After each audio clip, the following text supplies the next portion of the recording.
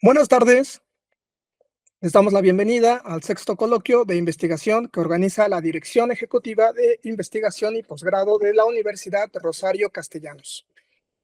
Mi nombre es Jorge García Cisneros y seré quien modera esta mesa titulada Memoria y Territorio en la Ciudad de México, perteneciente al programa de maestría en Territorio y Memoria Histórica.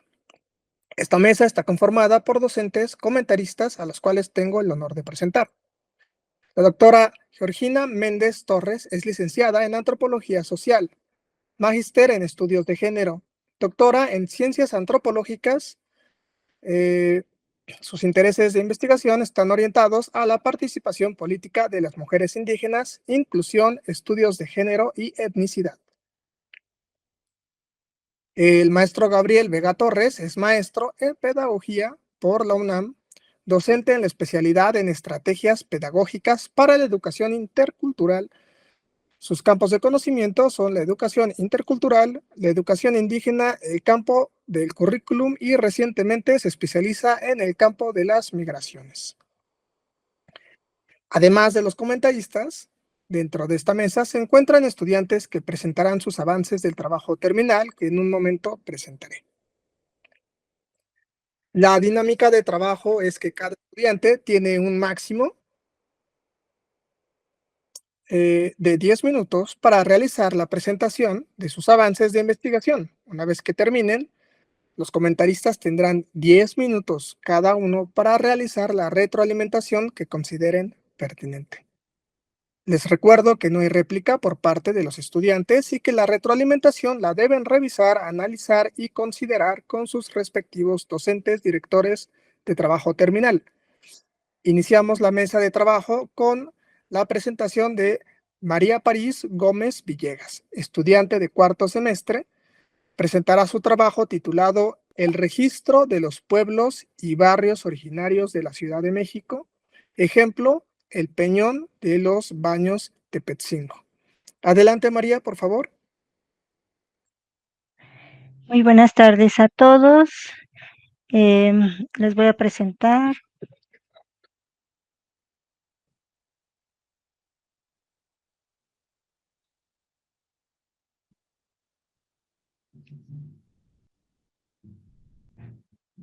Perdón. Yo soy estudiante del cuarto semestre de la maestría en Territorio y Memoria Histórica y les presento el registro de los pueblos y barrios originarios de la Ciudad de México con el ejemplo del Peñón de los Baños Tepetzingo.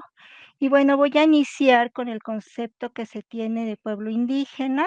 Algunas instituciones lo utilizaron mucho antes, ya se está perdiendo, pero todavía lo siguen usando.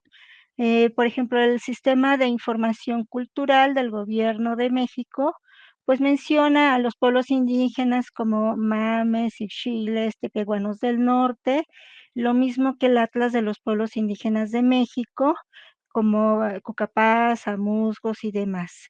Esto en realidad se está refiriendo a los grupos étnicos porque vemos que pues las lenguas son el eje, digamos, la columna vertebral de estos pueblos. En la Ciudad de México, pues vamos a ver que solamente están los nahuas, principalmente en la alcaldía Milpa Alta.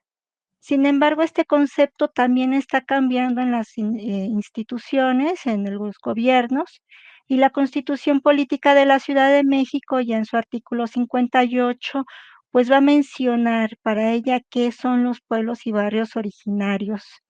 En este caso, pues, además de la lengua, pues vamos a ver que tienen instituciones sociales, económicas, culturales, políticas, sistemas normativos propios, tradición histórica, territorialidad, cosmovisión o parte de ella. Es muy importante el o parte de ellos, ya que también está reconociendo que no van a tener todo. Estas leyes, pues, van a dar origen a diversas políticas. El Instituto Nacional de Pueblos Indígenas va a tener el mandato de hacer un catálogo de pueblos y comunidades indígenas, y lo mismo con elementos como instituciones políticas, jurídicas, económicas, sociales, culturales, tierras, territorios y recursos. Ellos también los consideran sujetos de derecho público. O sea, ya aquí vemos que la lengua, pues, quizá hasta se pierde un poco. Tienen más cosas además de la lengua. El gobierno de la Ciudad de México tiene otro tanto, ya que, bueno, tiene el mandato de hacer un sistema, institucional que registra a todos los pueblos y barrios originarios y comunidades indígenas residentes. Y también van a ver que va a haber lenguas, diversas variantes, ¿no? Mesas directivas, diversos indicadores y elementos que se puedan agregar, y también territorio, ubicación geográfica. Esta situación es interesante en la Ciudad de México porque, bueno, en esta fotografía de Google Maps, fotografía satelital, vemos que solamente la zona sur va a tener todavía tierras, y ya lo que es el norte, centro, oriente, poniente, va a estar completamente urbanizado. Entonces, vemos un choque entre el norte y el sur.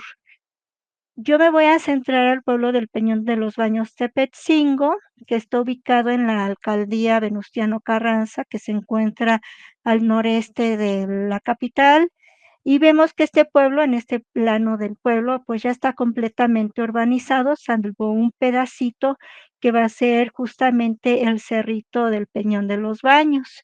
¿Qué van a tener estos pueblos? Bueno, como el mandato, constitucional lo dice, pues tienen que venir de un origen prehispánico, entonces van a tener arqueología. El Instituto Nacional de Antropología e Historia ha hecho, pues, diversas excavaciones en torno a ellos.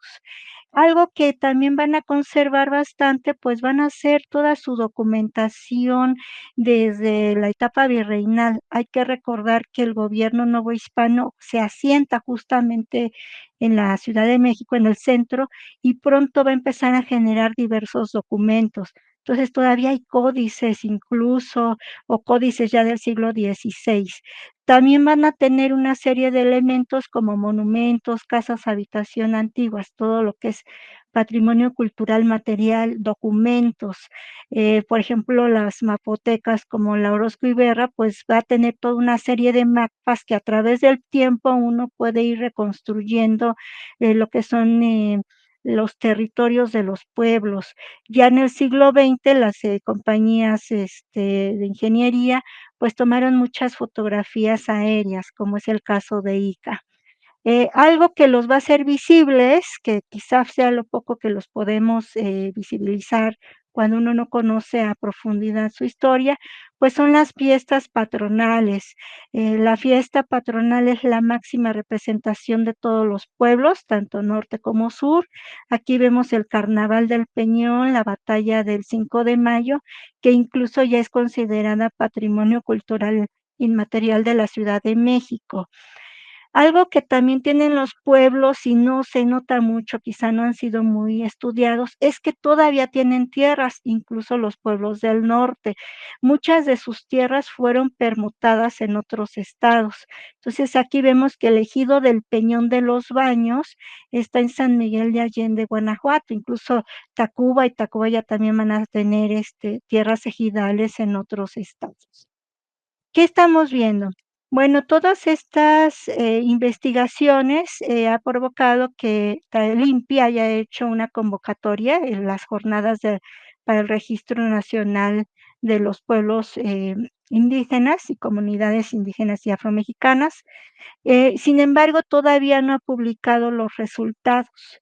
En el caso de la Ciudad de México, la CEPI también publicó, en la Gaceta Oficial, se hizo una convocatoria y ya se, publicaron los resultados, que son 50 pueblos originarios en el sistema de registro y documentación. Sin embargo, ¿qué sucede? La mayor parte de esos pueblos están ubicados al sur, donde hay tierras, donde se pueden visibilizar, pero la parte norte todavía no ha sido registrada. Hay resistencias por parte tanto de los pueblos como del gobierno. Obviamente, aunque es mandato de ley, hay pueblos que no quieren el registro, otros sí lo quieren. Y en cuanto al gobierno, es que desde el 2017 que se promulgó la Constitución, pues se hizo, bueno, al menos los resultados hasta 2023, siendo 50 pueblos, de los cuales 48 fueron por mandato judicial, o sea, la mismo aviso menciona que se está, cumpliendo una sentencia judicial. Y bueno, los resultados, como comenté, pues están hacia el norte y el INPI, pues no ha publicado todavía. Tensiones son muchas, pues, sobre todo por el territorio, ya que, pues, la tierra, el territorio en la capital cuesta muchísimo.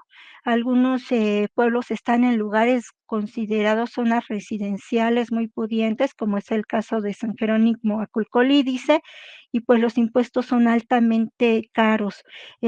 También hay mucho gentrificación de los territorios, y un problema para el gobierno es que ahora está obligado a consultarles, principalmente en obras públicas. Entonces, los pueblos, si no desean, obras públicas en sus territorios, las puede parar.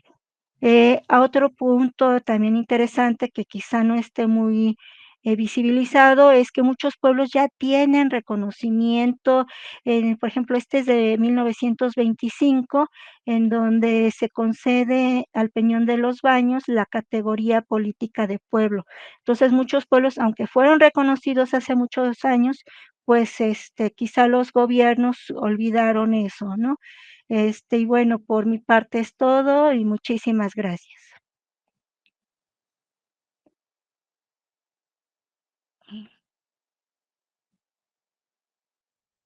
Muchas gracias, París.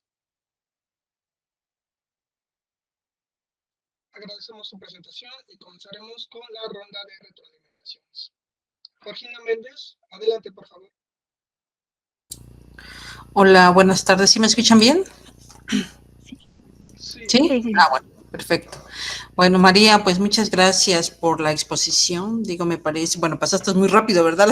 La exposición, pero me parece que es muy interesante tu proyecto, digo, en el sentido de la investigación que estás haciendo, sobre todo de aquello que tiene que ver con lo que tú misma llamas los barrios y los pueblos y barrios originarios de la Ciudad de México. Creo que ahorita que te escuchaba encontraba un paralelismo justamente con la lucha de los pueblos indígenas, a pesar de que están vinculados a pueblos indígenas aquí en Chiapas, ¿no? A pesar de eso, hay una dificultad para su reconocimiento, ¿no?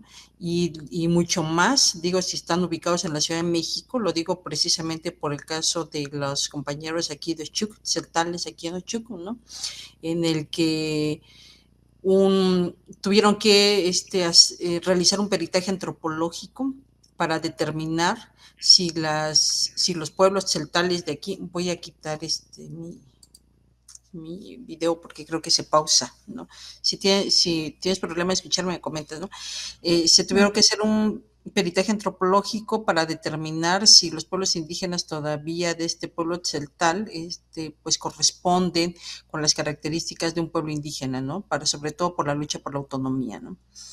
Y estoy haciendo el paralelismo porque si bien pareciera mucho más claro en el caso de los pueblos indígenas en Chiapas, que están ubicados en un territorio, que tienen pues una identidad mucho más clara, en el sentido de que están vinculados a la asamblea comunitaria, ¿no? ¿Cuáles serían las complejidades que presentan justamente en la Ciudad de México, ¿no? Donde, como tal como lo mencionas, pues ya prácticamente la ciudad absorbió a estos pueblos indígenas, ¿no? Entonces es mucho más complejo, ¿no? Entonces, digo, me parece muy interesante de ese lado, ¿no? Lo otro que me parece interesante es que, bueno, aunque no lo mencionas en tu texto, pero seguramente lo has de tener, todo este proceso de reetnización de los pueblos, ¿no? Sobre todo aquellas ciudades, justamente como lo mencionas, las ciudades metrópolis como la Ciudad de México y otras ciudades, ¿no? Como la Ciudad de Bogotá, por ejemplo, conozco otra experiencia concreta ya, ¿no? De los pueblos indígenas de Bosa, los muiscas, ¿no? Que prácticamente la universidad, digo, la ciudad los absorbió, ¿no? Pero que iniciaron toda una lucha para el reconocimiento de los pueblos indígenas en la ciudad, ¿no? Entonces todo este proceso de la reetnización de los pueblos, ¿no? Y cuáles son los elementos que tienen incluso para las mismas comunidades como defensa de su derecho territorial, ¿no? Entonces creo que es muy interesante tu trabajo, no tuve la oportunidad de leerlo completo, pero creo que es una lucha significativa actual, ¿no? Porque digo, es una lucha actual que tienen los pueblos en la ciudad y ahorita, entonces con estos catálogos que tú mencionas, porque mencionas aquí dos, por lo menos dos catálogos, bueno, el catálogo esto del INPI, ¿no? Y este sistema de registro y documentación de los pueblos, ¿no? Entonces a lo mejor solamente, digo, alguna de mis comentarios tendría que ver con esto, ¿no? ¿Cuáles son las limitaciones que tiene estar catalogados también por parte del Estado, ¿no? Que por eso se entiende la resistencia quizás de algunos pueblos, de algunos pueblos de no reconocerse como parte del catálogo de la Ciudad de México, ¿no? Cuáles son las limitaciones que tiene pertenecer a ese catálogo. Y otra cosa que a lo mejor me llama la atención es que no lo mencionas, cuáles son las características, ¿no? Con las que se nombran como pueblos, ¿no? Además que obviamente el asunto territorial que lo tiene mucho más claro y que además hay unos vínculos históricos, ¿no? Cuáles son aquellos que también el INPI señala, ¿no? O sea, cuáles son las características que menciona el INPI, que están vinculados a un territorio, a una lengua, pero hay algunos que ya no saben la lengua. Bueno, es un debate actual, ¿no? Este tema de la identificación de los elementos que identifican a los pueblos indígenas, sobre todo aquellos ubicados en las ciudades, ¿no? Entonces, digo, me parece muy interesante tu trabajo, te felicito y pues ojalá que tenga yo acceso más adelante, ¿no? A tu trabajo final. Muchas gracias.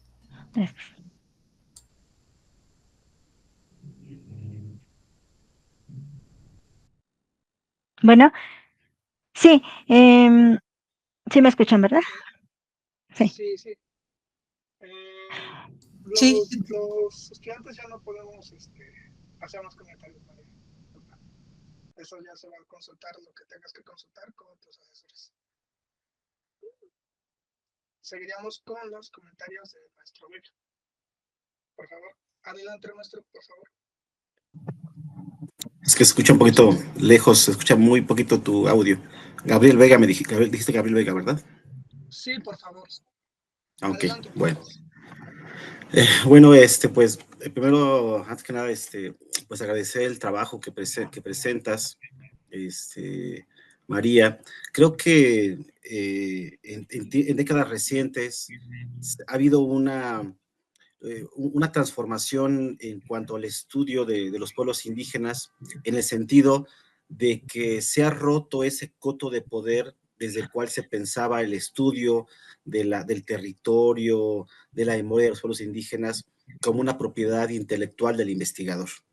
Y ahora se ha dado un giro epistémico, un giro metodológico también, en el sentido de que son los propios pueblos que piensan su historia, piensan su memoria a través de los propios recursos que ellos van diseñando para tal efecto.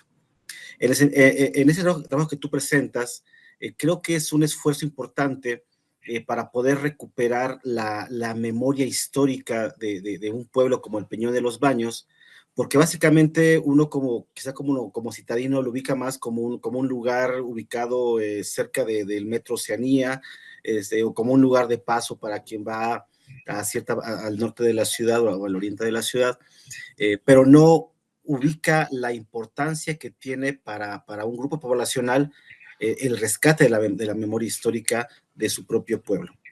Y en ese sentido, desde mi formación como pedagogo, que también tengo experiencia en el trabajo con memoria colectiva, identidad de comunidades indígenas, creo que es importante desde el punto de vista pedagógico cómo la memoria histórica funciona como ese motor que revoluciona y dinamiza el propio recuerdo de la comunidad, no para pensarse a la luz de los ojos de alguien más, sino para crear propios instrumentos que ayuden a poder renovar ese tejido social que vuelve única a esa comunidad. Creo que aquí es importante, desde el punto de vista metodológico, el ir a recuperar el testimonio, las vivencias, las narrativas de todas aquellas personas para las cuales resulta significativo el territorio, porque tampoco podemos romantizar que a todo mundo le interesa recuperar la memoria histórica de una cierta delimitación territorial, sino que hay personas que realmente se identifican con esta historia colectiva y le dan un sentido a través del cual se constituye la propia identidad individual y colectiva. Pero también en esta recuperación metodológica de las experiencias de aquellas personas a las cuales les resulta interesante la recuperación de la memoria histórica, habrá que pensar cuáles son los elementos que están dentro de ese territorio que resultan significativos. Porque ese territorio no solamente está ocupado por personas y por cosas. Hay elementos simbólicos que también confieren identidad, elementos, como tú bien mencionas, inmateriales, que le dan sentido al significado de ese territorio. Entonces, desde el punto de vista metodológico, decía yo, es importante revisar qué instrumentos me pueden ayudar a recuperar esos sentidos y no ser yo el que piense cuáles son, que no piense yo o que no sea mi interpretación de lo que la gente cree que significan esos elementos materiales o inmateriales, sino buscar aquellos instrumentos, procedimientos metodológicos en los cuales se recupere precisamente la narrativa del coautor de ese trabajo. Porque hay que pensar que si bien en la portada de tu trabajo va a aparecer tu nombre, tu maestría y la escuela a la cual perteneces, habrá que decir que la producción de conocimiento de esa investigación es en coautoría con un colectivo de sujetos. Y preguntarnos, ¿en dónde queda la narrativa de esas personas? ¿Les doy el reconocimiento y el valor en este trabajo?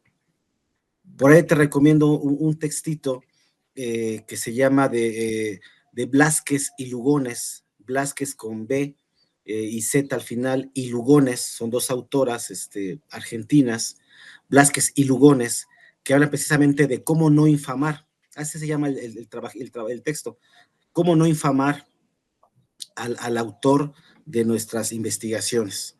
¿Sí? Y ella se centra precisamente en que el testimonio del otro es lo que le da sentido a nuestros trabajos. Y hablamos de una coautoría.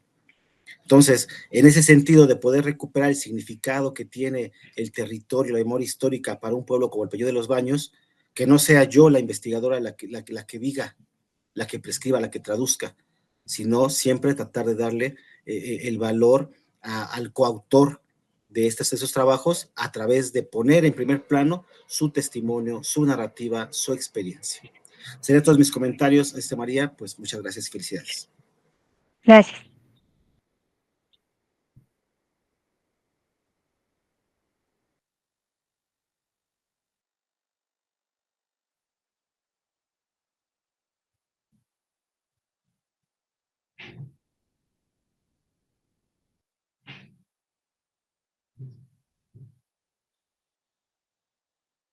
Bueno.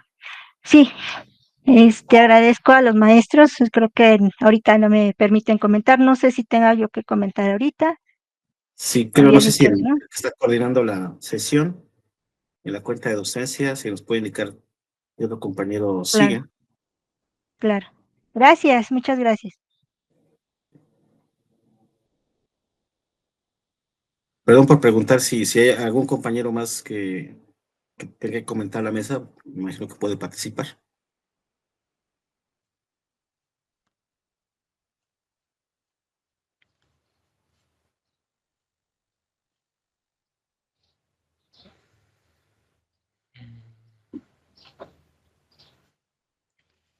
Bueno, buenas tardes. Me parece que sigo yo. Sí, ya puedo empezar a compartir.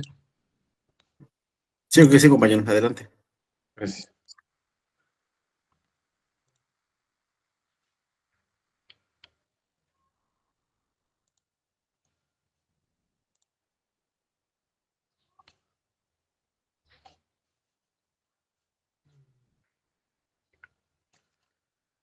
Listo. Ok. ¿Qué tal? Buenas tardes a maestro Gabriel, doctora Georgina, compañeros que nos ven también. Yo soy estudiante de la maestría de Territorio y Memoria Histórica y tengo una licenciatura en Geografía. El título de mi trabajo está cargando la imagen. El título de mi trabajo es La lucha por el territorio y agua del pueblo yaqui. De hecho, le quité recientemente lo que es memoria colectiva pero bueno, ahí también lo había puesto yo como memoria colectiva y la lucha por el territorio y agua del pueblo yaqui. Pues para empezar, mi problema de investigación tiene que ver con la disminución del agua en las comunidades del norte del país. Estamos hablando de los yaquis. La pregunta de investigación es si el plan de justicia para el pueblo yaqui del gobierno federal es una solución que garantiza y asegura la distribución y acceso equitativo al agua a esta comunidad indígena. Mi trabajo, pues, va a tratar de ser lo más objetivo posible, ya que no pertenezco a ningún partido político, no trabajo para ninguna empresa, ni siquiera soy de la etnia yaqui, pero bueno, tengo todo este bagaje ideológico de lo que es la interculturalidad y pues lo que aprendí yo en la UNAM, ¿no? Esta investigación entonces trata el tema del agua y la problemática de los yaquis. Mientras estuve estudiando la maestría en estos 2 años, pues tuve acceso a varias fuentes bibliográficas, videos también, muchas páginas web y realicé, hasta ahorita llevo realizado 3 entrevistas a una mujer indígena. De objetivos generales, el objetivo general, identificar si la ejecución de este plan distribuye equitativamente el agua del río Yaqui o no a la población. Perdón, creo que se me está yendo la imagen. O no a la población de la zona en cuestión y analizar dónde se están dando estos alcances. Como objetivos específicos, analizar la noción de conceptos como el territorio, memoria colectiva y el agua, desde una cosmovisión yaqui y cómo se ha ido reconfigurando a través de la historia. Explicar el panorama de las comunidades en cuanto a la situación del abasto del agua y realizar una comparativa de lo que sucede en el país, particularmente lo que es Ciudad de México, con los pueblos de aquí y la situación con el territorio yaqui. En mi hipótesis tengo que la situación de los yaquis es cada vez más crítica, sin embargo hoy tenemos el plan de justicia que podría paliar los ataques contra estas formas de vida y este asunto del desabasto. El uso del recurso hídrico en el caso de los yaquis es un ejemplo de cómo podría preservarse el recurso, ya que ellos lo han tenido antes y hoy en día no es suficiente para cubrir sus necesidades. En cuanto a la justificación, necesario encaminar estudios hacia revertir la situación del pueblo indígena, de cualquier pueblo indígena, ya que, bueno, anteriormente no se ha tenido un buen acercamiento con ellos, incluso el pueblo yaqui es caracterizado por estar en contra de las autoridades externas. El problema del agua es un problema que azota al norte del país, da estas prolongadas sequías y la fuerte presión hídrica por parte de los que cultivan alrededor. Se necesitan más estudios de estas problemáticas para solucionar los problemas de los más marginados. Esta historia del pueblo yaqui es una historia de lucha y resistencia a través justamente de su memoria colectiva y bueno, conjuntándose con la problemática del agua, pues es un problema que va a permear a toda la sociedad. Es una problemática ambiental que engloba a toda la humanidad, ¿no? Lo que está sucediendo ahora con estas extremas temperaturas. Y bueno, los pueblos indígenas tienen derecho a ser escuchados y a conservar lo que ahora se les está desvaneciendo. Son escasos los trabajos de investigación sobre el acceso al agua a la población indígena en cuestión y el norte del país, que es muy caracterizado por este clima seco, viene siendo el río Yaqui un afluente principal y los actores involucrados pues vienen siendo desde el gobierno federal hasta los agricultores, que son agricultores que lo hacen de manera comercio internacional. Mi trabajo pues pretende servir para determinar si es una acción a seguir la ruta que traza el plan de justicia para el pueblo yaqui. Como marco teórico, bueno, acá tengo cita lo que es Jiménez, que nos habla de que bueno, durante la conquista los yaquis fueron construyendo su identidad encaminada a la defensa de su territorio y la justificación de su independencia y autodeterminación como pueblo. El campo en las zonas rurales deja de ser vista como algo aparte y está para beneficiar a la ciudad. Estamos en las ciudades sujetando a la destrucción del campo en beneficio de nosotros mismos por esto de la explotación del campo. Igual, retomando a Jiménez, el Yoreme, que viene siendo los yaquis, no busca mejorar su vida, al contrario, busca regresar al estado de paz que se reinaba en sus tierras antes de la llegada de la modernidad. Lo que busca es libertad para poder cultivar y organizar todos fiestas y asambleas, educar bajo sus costumbres, lo que se puede conceptualizar como retraso, salvajismo, se resignifica como se piensa en que todo es un ciclo, no es algo lineal, ascendente y vertical.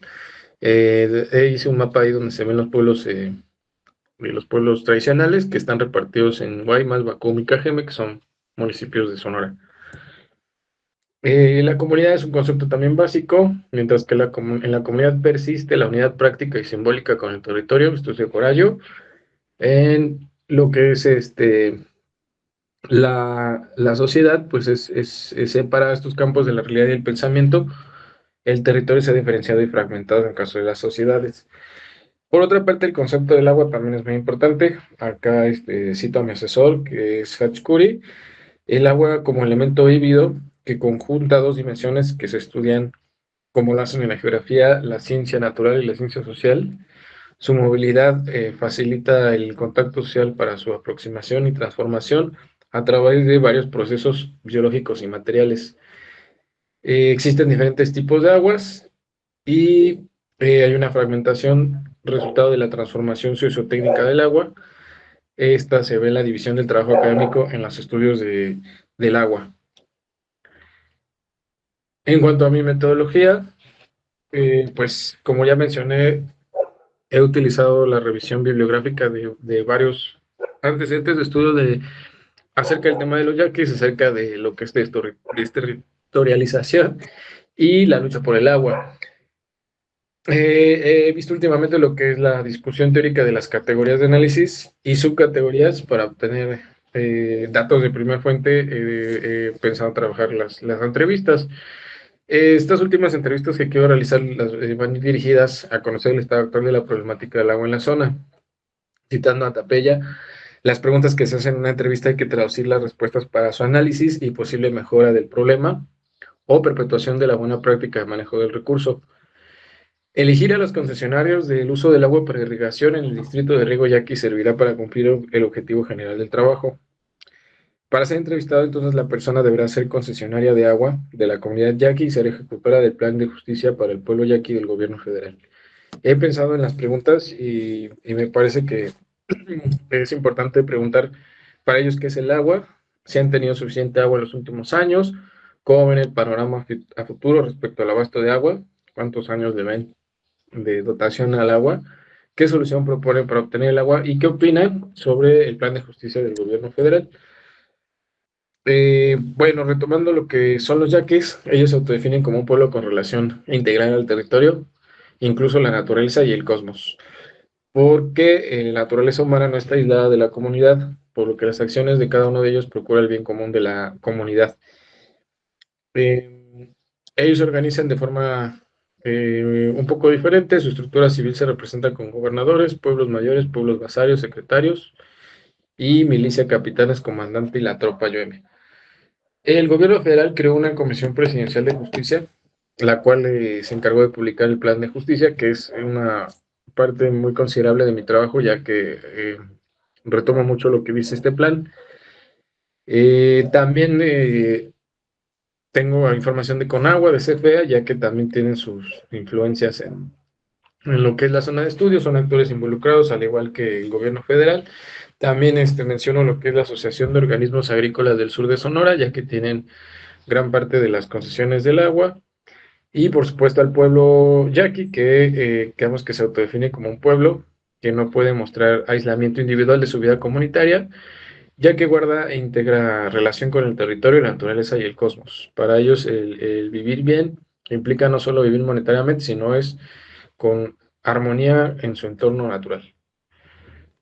Bueno, todo esto tiene muchos años de ser, la lucha por la defensa de su territorio, pero en años más recientes, en el 2010, se impulsó la construcción de un acueducto en el cual los yaquis pues protestaron, hicieron activismo y al final del día sí se construyó este acueducto y de hecho ya se inauguró hace algunos días y bueno, el caudal del río es algo que también pude ver en la información que consulté, está sobreconcesionado.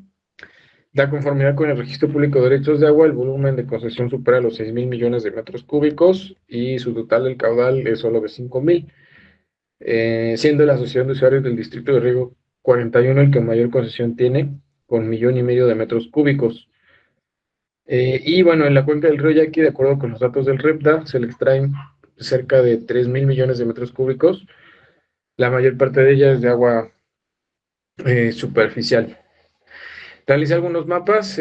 Aquí se puede ver la industria en los alrededores. Se puede ver sobre todo lo que es la industria manufacturera, la industria de la construcción, un poco de lo que es minería y la red hídrica, que aquí no se puede notar muy bien porque se tiene que acercar más, pero lo que se ve de color rosadito es la delimitación del justamente el territorio yaqui. Perdón, las manchas urbanas que se ven es la ciudad de Obregón y lo que es Guaymas. Hay una forma de vida en riesgo. La gente de las comunidades, según este documento, reporta muchas enfermedades asociadas a agroquímicos y otras sustancias tóxicas. A esto se le suma la dificultad de tener acceso a servicios de salud, por lo que trasladarse a una ciudad de la región implica mayor esfuerzo. Los empleos para los jóvenes y mujeres de la zona están muy precarizados por la agroindustria y las maquilas, por lo que las alternativas laborales escasean y en tiempos donde se pide una agricultura tradicional por falta de agua, pues la situación es crítica. La propiedad tradicional de la tierra se encuentra protegida por instrumentos internacionales sobre derechos de pueblos indígenas. La resolución de la Corte Interamericana de los Derechos Humanos han dado validez jurídica a dicha posesión. Los yaquis entienden que el aprovechamiento de los recursos naturales debe ser cuidando el ambiente y más aún que el cambio climático se agrava en zonas desérticas, como es el caso de mi zona de estudio.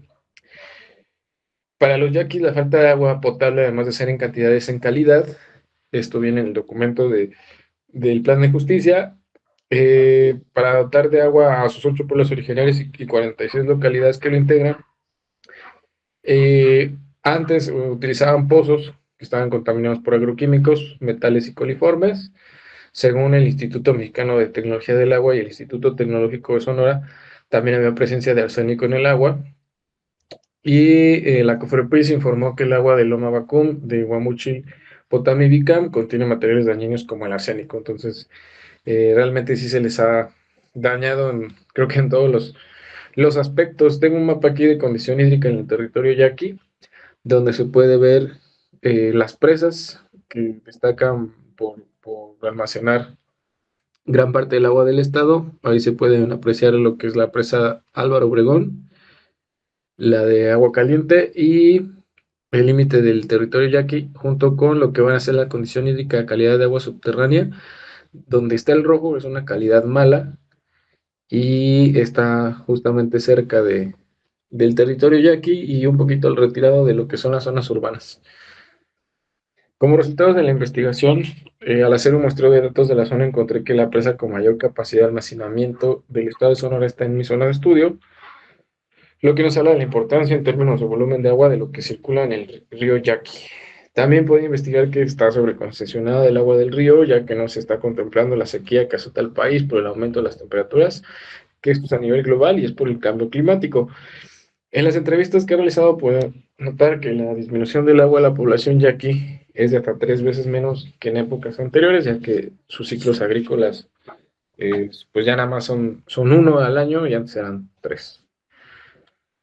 Como conclusión, el territorio, además de guardar una forma de vida particular y única, posee el reservorio de agua más utilizado del estado y sus fuertes presiones han dejado una tensión que perdura hasta hoy en día.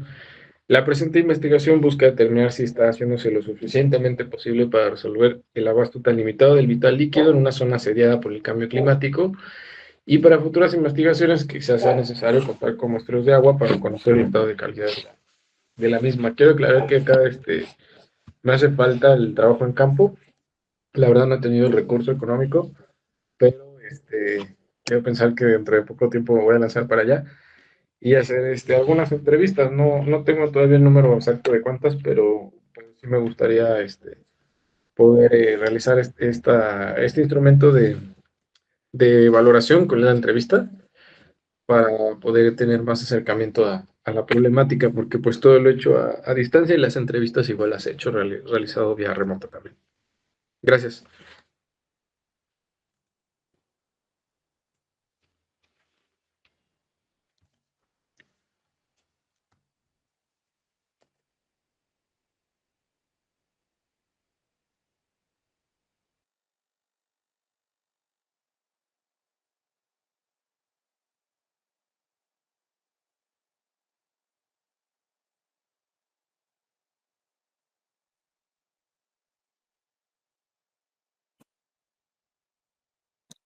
No sé si está el coordinador del evento, el maestro Jorge Alberto.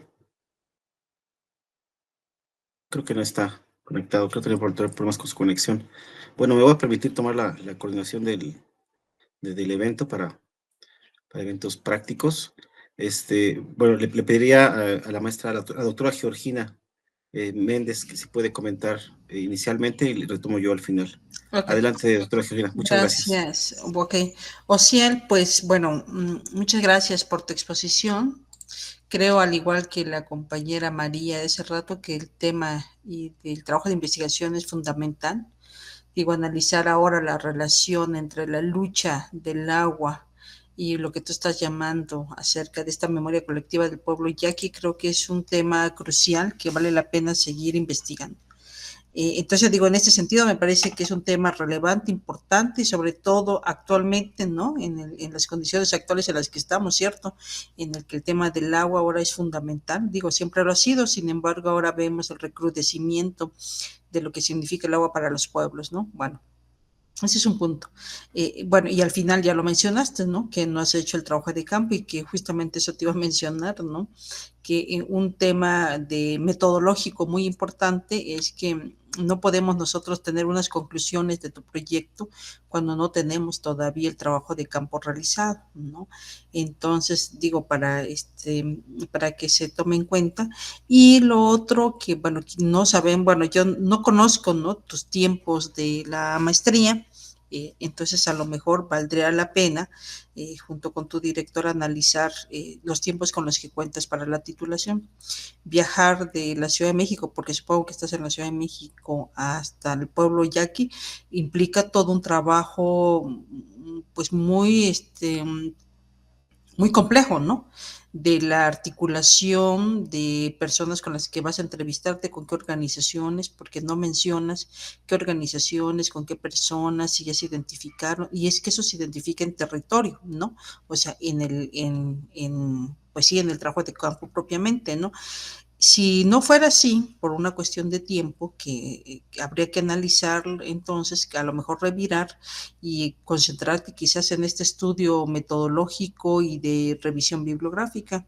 Leía en una de tus citas, ¿no? Que en una cita creo que es de Jiménez, dice ahí, creo 2021, en el que se menciona que parte de esta recuperación, de volver a recuperar la tierra, el territorio, el agua, hacer visible esta demanda histórica de los pueblos, volver a regresar a sus orígenes de alguna manera, ¿no? Algo así como que hacía alusión, ¿no? Que no es que se asocie con el salvajismo. Yo creo que a lo mejor también es cuidar esa bibliografía, ¿no? Justamente también por lo que mencionaba hace ratito el doctor Gabriel, en el sentido de que ahora hay un liderazgo fuerte, ¿no? De actoría política de los pueblos indígenas, ¿no? Asociar ahora este regreso, ¿no? Al cuidado del territorio, el cuidado del agua, es una de las características fundamentales de este liderazgo, ¿no? Entonces, a lo mejor revisar esa bibliografía que se citó o cómo está citada, ¿no? Porque de pronto, ahorita que lo leí, yo dije, ay, habría esta asociación entre salvajismo nuevamente de los pueblos, a lo mejor hay que cuidarla, ¿no? Pues en realidad, por la revisión bibliográfica que has realizado, me parece que es exhaustiva, digo, es muy interesante. A lo mejor ahorita a mí no me queda claro todavía cómo vas a resolver el tema del trabajo de campo, sobre todo el tema de los tiempos, y si no fuera así, yo recomiendo a lo mejor delimitar nuevamente el estudio, ¿no? Y a lo mejor concentrarte a lo mejor en esta revisión más documental y quedarte en esa revisión documental y la mirada que hay sobre el plan de justicia yaqui, ¿no?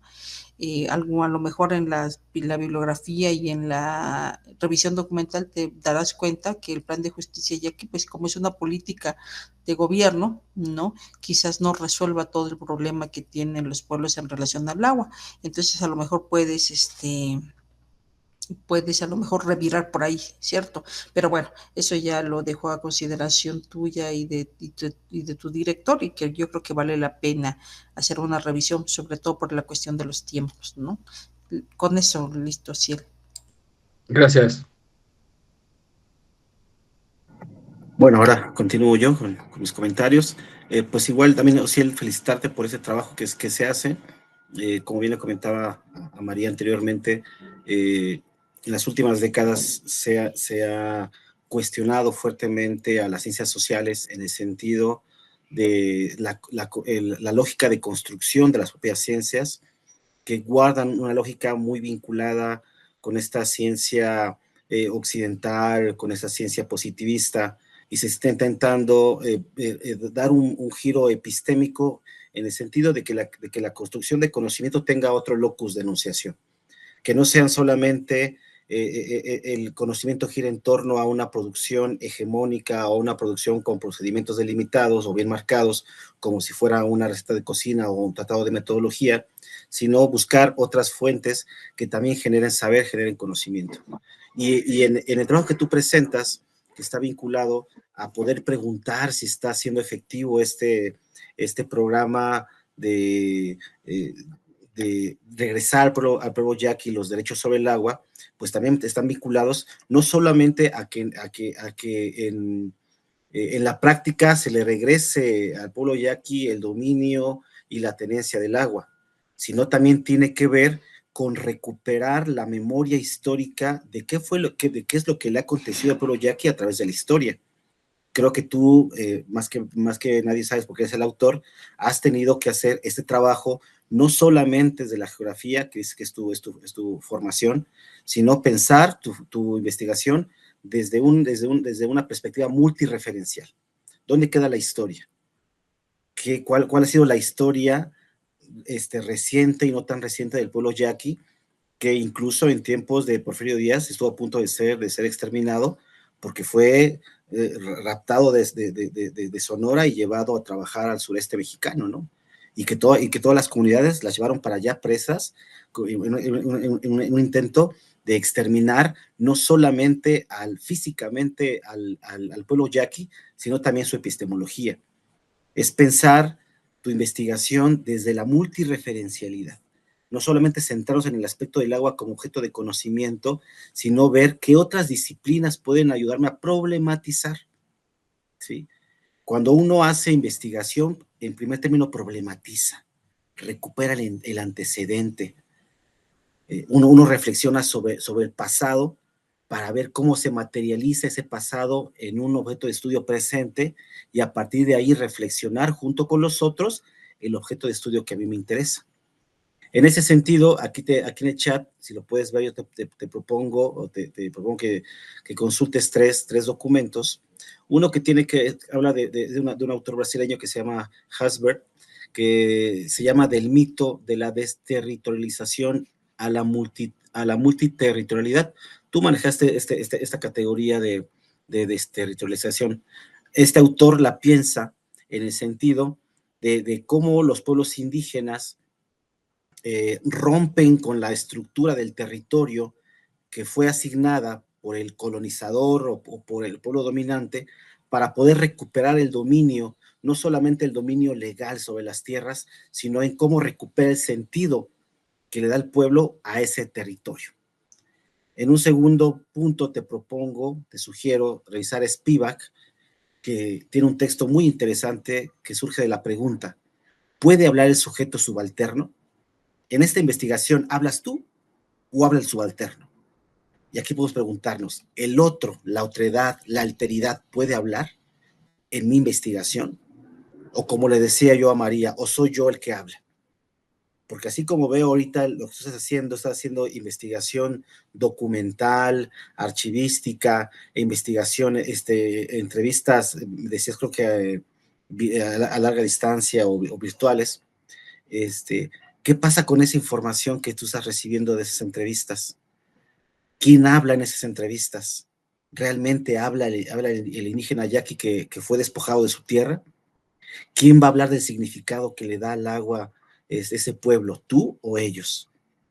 ¿No? Entonces es interesante reflexionar con Spivak si puede el sujeto subalterno hablar en tu investigación, o solamente eres tú y te apropias el derecho de hablar en tu investigación por ellos, ¿no? Son preguntas detonantes que por ahí dejo.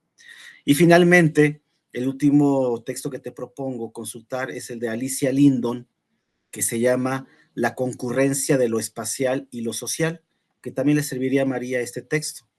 Este texto nos habla de pensar el espacio no solamente como un espacio geográfico, no solamente como una delimitación territorial marcada por fronteras jurídicas o naturales, sino pensar el territorio como un espacio cultural, el territorio fuera de la geografía, un espacio social, y que en ese espacio social, que incluso puede quedar fuera del territorio de Sonora o otros espacios, ¿qué es lo que ocupa ese espacio?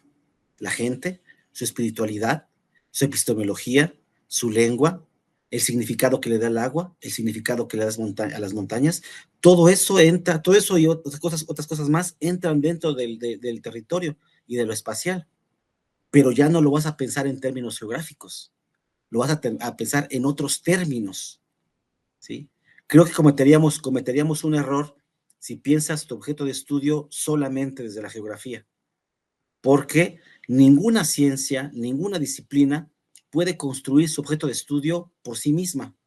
Siempre es multireferencial. Todas son multireferenciales. Aunque no seas historiador, tienes que ir a la historia del pueblo. Aunque no seas economista, tienes que ir a los factores económicos que se vinculan con la cuestión del agua.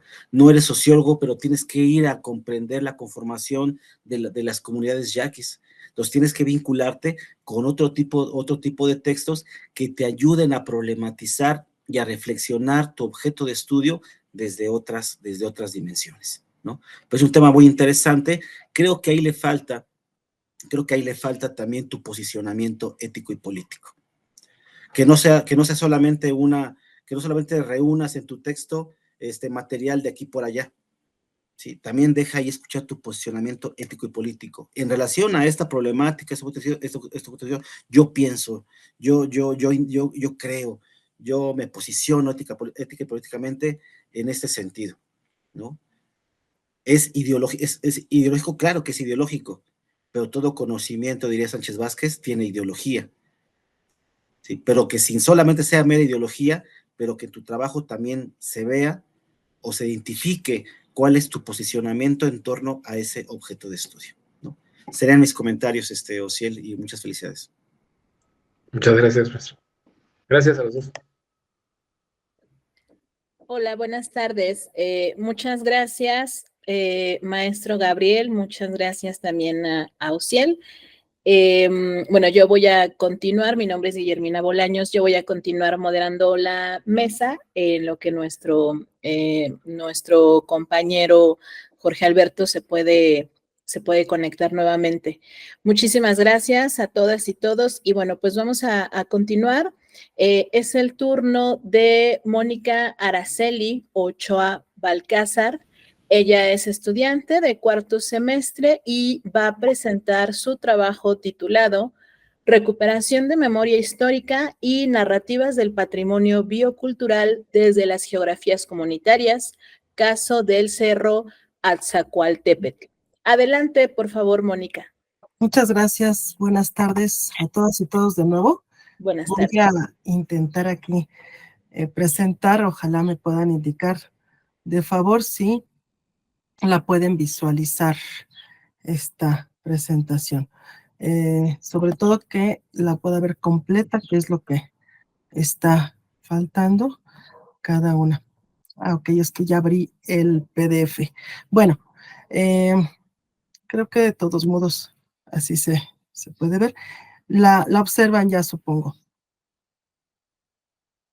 Todavía no observamos nada, Mónica.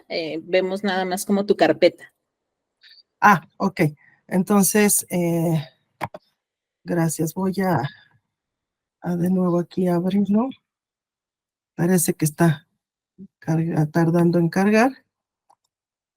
De favor, ahí yo ya estoy presentando. No sé si ya lo observan. Ya estoy presentando abierta la presentación. No, Mónica, seguimos viendo la carpeta en donde tienes 3 documentos. No sé si a lo mejor tengas una pantalla duplicada y tú ya la estés viendo y nosotros estemos viendo otra, porque únicamente vemos tu carpeta con los 3 archivos. Ok. ¿Puedo pedir apoyo? Aquí hay un compañero que me va a respaldar si es que es posible. Mándamelo a mi correo, te mandé en el WhatsApp mi correo. Sí, sí, gracias. Si gustas, bueno, si ya dejaste de compartir y tú ya la puedes visualizar completa. O sea, ¿tú ya ves tu presentación en tu computadora? Ah, perfecto. Perdón, sí. Muchas gracias. Ya la estamos viendo, entonces me parece que Juan Camilo nos está apoyando. Sí, muchísimas gracias. Bueno, pues nos vamos a ir un poquito rápido porque hay mucha información que quiero compartirles. El proyecto de investigación de intervención, pero que hemos preferido llamarle proyecto de apropiación social, se titula Recuperación de Memoria Histórica y Narrativas del Patrimonio Biocultural desde las Geografías Comunitarias, en el caso del Cerro Azcapotzaltépetl. Y bueno, en la primera imagen vemos la cuenca del Valle de México, una imagen que también ahí me parece que podría estar, que ya la vemos. Bueno, esta es una reproducción en 3D que un grupo de artistas fueron investigando, retomando, para mostrarnos cómo era la Gran Tenochtitlan, esta ciudad con sus lagos y sus canales. De fondo, atrás, vemos la Sierra de Guadalupe, este espacio de atención de esta investigación. En la siguiente, por favor, vemos también cómo ya se ve la ciudad. En el centro, pues el Templo Mayor, del lado izquierdo, Tlatelolco, y de nueva cuenta, de frente, la Sierra de Guadalupe. Bien, en la siguiente ya vemos cómo en contraste se va urbanizando la gran ciudad y bueno, pues nos queda menos lago, menos áreas verdes, y en la siguiente ya vemos una ciudad urbanizada que se asoma, se llega a nuestro cerro de atención, que está visualizado, que está señalado en un círculo rojo. Este es nuestro cerro de Azcapotzaltépetl, y en la siguiente ya vemos el área natural de conservación, la alcaldía Gustavo Madero, y en azul, pues nuestro Parque Nacional de Tepeyac, que es casa de este cerro. En la siguiente ya vemos con qué colinda, que es con estos cerros de El Zacatenco y el Gachupines, que es considerada una región, ¿no? Y vinculado. Bueno, en la siguiente ya encontramos, bueno, una imagen también muy impactante para los que recorremos este espacio, donde, bueno, ya no hay este puente hacia el Cerro del Tepeyac. El Parque Nacional del Tepeyac es decretado en 1937 como Parque Nacional con 1,500 hectáreas. En los años 60, ya parte de estas hectáreas se han disminuido y algunas ya son consideradas ejidales y otras particulares. Pero 20 años después, en 1985, ya tiene una invasión, ya tiene una asimilación de otros grupos urbanos, y en el 80 ya estamos considerando una pérdida del 80% de su área original. Gracias. En la siguiente vamos a ver que ya tenemos un servicio en el Parque Nacional. La siguiente, de favor. Ahí vemos ya pues un parque a lo lejos, muy poblado, urbano, y vemos las problemáticas. Pues una de las problemáticas es la erosión, la tala inmoderada, la inseguridad, esta pérdida de su espacio, el abandono también de animales de compañía que año con año los peregrinos que vienen a esta región, a esta zona, también abandonan. La memoria histórica negada, que ya se comentó, de los pueblos originarios, dado que no se reconoce como espacio de ellos, ¿no? O sea, no se identifican en muchos de los documentos oficiales siquiera que son pueblos originarios. Este es un tema que, bueno, que amerita otra investigación sobre el reconocimiento de ellos, pero bueno, hay una falta de reconocimiento y una pérdida de la ubicación de este patrimonio, por supuesto, el tejido social que se identifique y se vincule. Adelante, de favor. Sí, ahí ya vemos precisamente dentro del área natural protegida, pues asentamientos irregulares con salida de drenaje, pues que no tiene planificación, que puede provocar, pues, problemas de contaminación y de salud, porque no está apropiado, menos en un área de conservación. Gracias. Adelante, por favor, Juan Camilo. Bien, aquí de igual manera vemos que los registros diagnósticos de asentamientos irregulares no localizan esta zona que ya se está multiplicando, que ya que va creciendo. Y vamos a ver la siguiente, donde también, si bien ya están ubicando todas las zonas de hacinamientos, de estos lugares de asentamientos irregulares, tampoco se está ubicando o no está actualizada, ¿no? La última que tenemos es del 2020. Adelante, gracias. Bueno, la justificación es un patrimonio histórico, cultural y natural. Es una riqueza que no se está atendiendo y no se está conservando. Vamos a entender como este patrimonio, el conjunto de bienes culturales y naturales, tangibles e intangibles, que se generan localmente y que también, en el caso del natural, no, porque obviamente es sin tocar la mano del hombre, pero se ha generado, es una generación, se hereda, perdón, de generación a generación, se transmite a los siguientes con un propósito de preservar, continuar y acrecentar dicha herencia. Y entonces tenemos estas nuevas formas, que es la interpretación del patrimonio con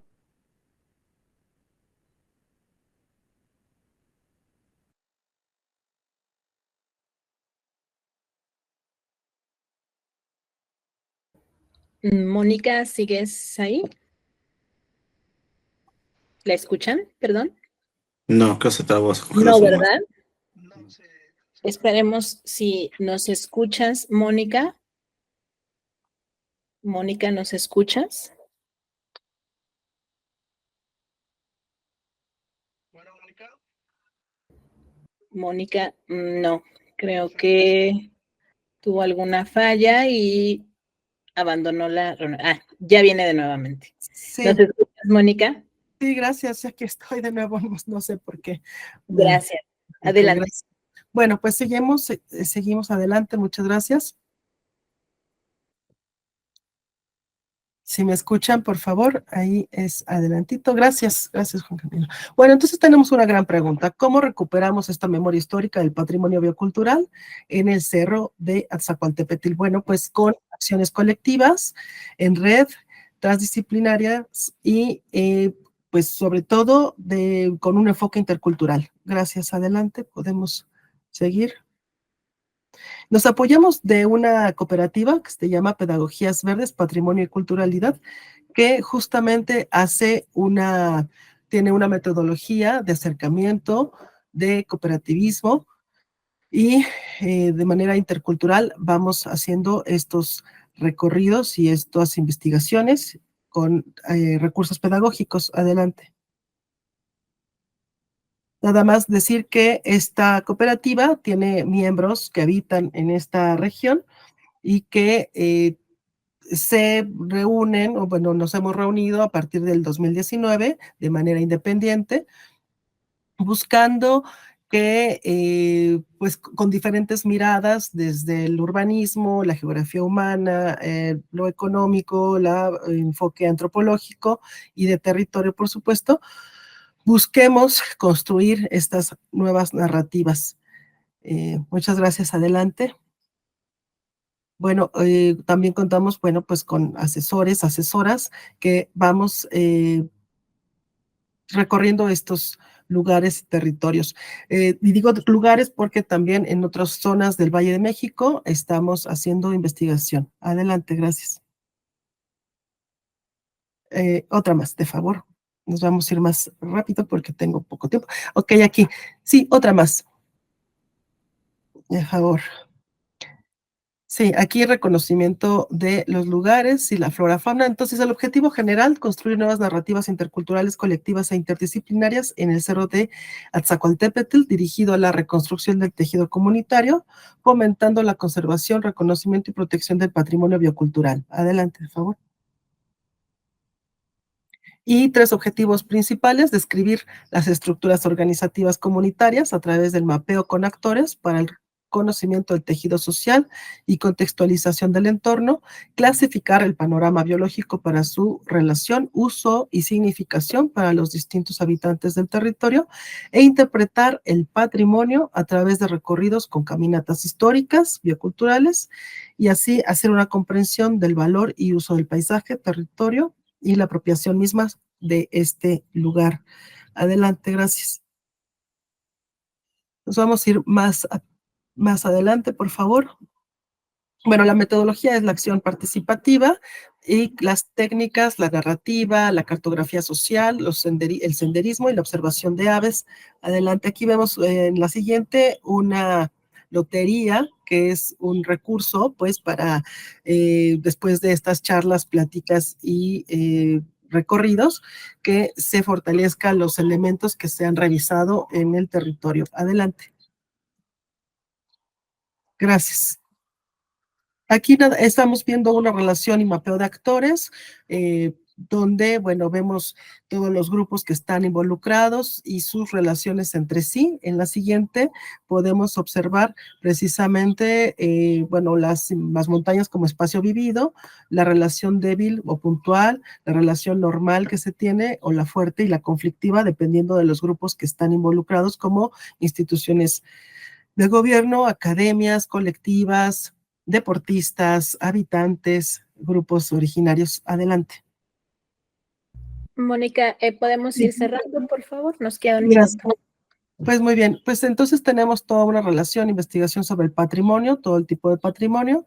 Adelante, y los resultados que estamos obteniendo, precisamente la parte histórica, arqueológica, pueblos originarios, la siguiente, artística, y sobre todo la última, que nos vamos a ir más adelante en las imágenes. Ahí están los recorridos.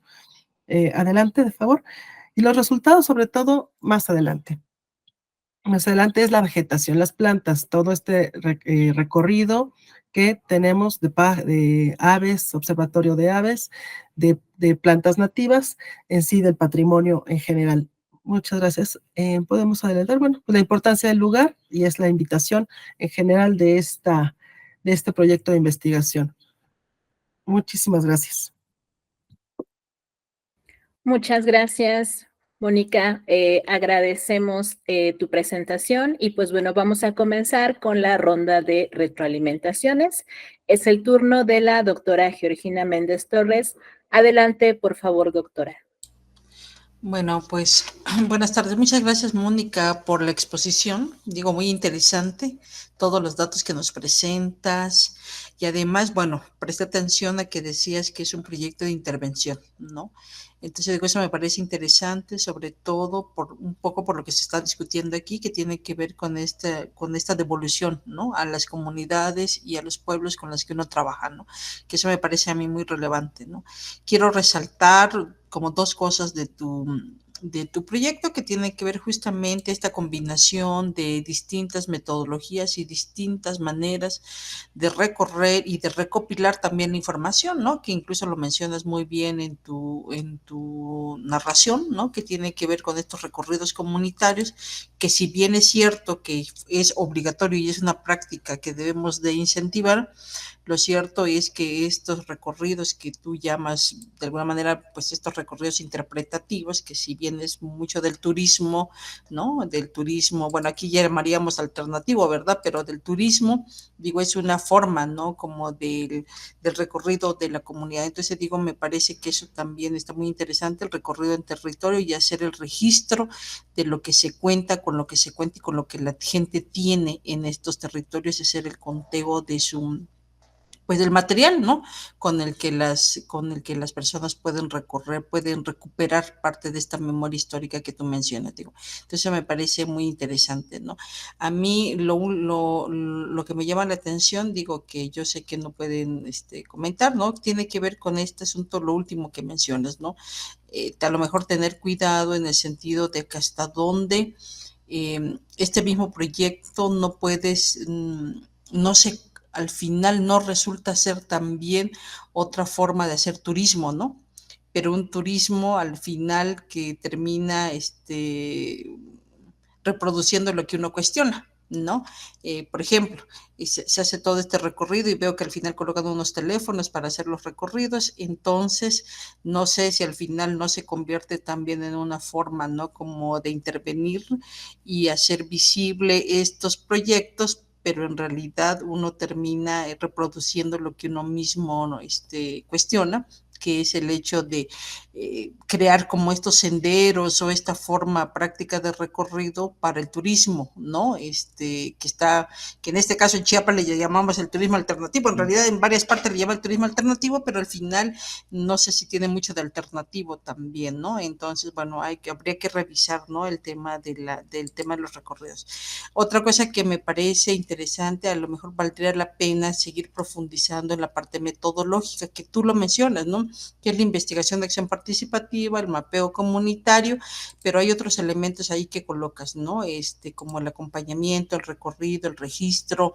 Digo, vale la pena como hacerlo mucho más descriptivo, sobre todo porque estamos incursionando en estos detalles, ¿no? De la recuperación en territorio y que, bueno, para las personas que no están también muy acostumbradas a este tema de la recopilación de la información, a lo mejor valdrá la pena, ¿no? Hacer como en mayor detalle cuáles serían aquellas otras metodologías participativas, ¿no? Cómo esa metodología participativa se construye con la gente, porque, bueno, esto le das mucho énfasis al tema participativo, a lo mejor había que seguirlo explicando mejor. Entonces yo creo que ese es un elemento fundamental, ¿no? Y bueno, a lo mejor ahí también hacer más, bueno, ahorita solo lo expusiste, ¿verdad? Pero digo, volver a revisar tus objetivos particulares, ¿no? Que mencionas, ¿no?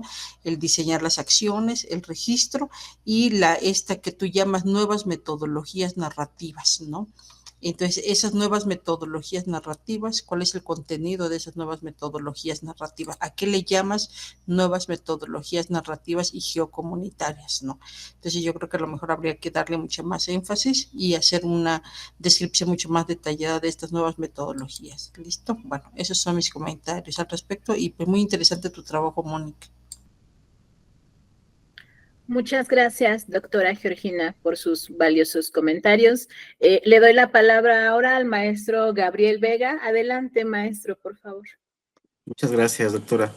Pues igual unirme a la felicitación a la compañera Mónica en relación a su trabajo.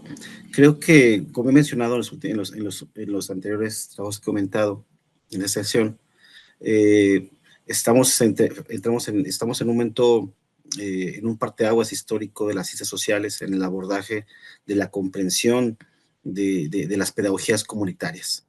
Estamos entrando en un momento a partir del cual los propios grupos van construyendo los procesos para poder formar los sujetos que pertenecen a su comunidad y no dejar esta formación solamente en manos de las instituciones o los grupos que hegemónicamente han detentado la formación de sujetos.